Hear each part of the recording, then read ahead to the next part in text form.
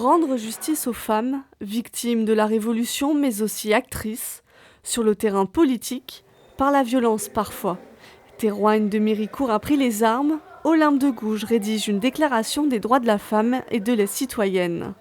Elles sont également dans un moment où la violence qu'elles revendiquent va permettre précisément de les évacuer assez rapidement de la sphère politique au motif de leur dangerosité supposée, au motif de leur caractère passionné qui est rendu responsable d'un certain nombre d'excès de la Révolution française, ce qui est d'autant plus paradoxal qu'elles en sont en fait les victimes privilégiées.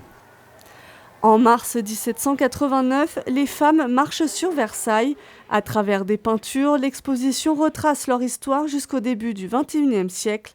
3 salles sont consacrées à Charlotte Corday, le musée possédant la plus grande collection mondiale d'œuvres à son propos. Elle est intéressante puisqu'elle a une double mémoire. C'est d'abord pour certains l'héroïne qui a sauvé le peuple de Marat le sanguinaire. Donc ça c'est plutôt l'historiographie d'une tradition réactionnaire qui essaye d'insister sur les méfaits de la Révolution. Et puis elle est également, pour un autre courant plutôt républicain, l'ennemi public, celle qui a attenté au jour de l'ami du peuple, celle qui a donc voulu combattre le processus révolutionnaire. Issues de collections privées et locales, les œuvres exposées sont pour la plupart inédites pour se plonger dans 2 siècles et demi d'imaginaire de la violence et des femmes sous la Révolution.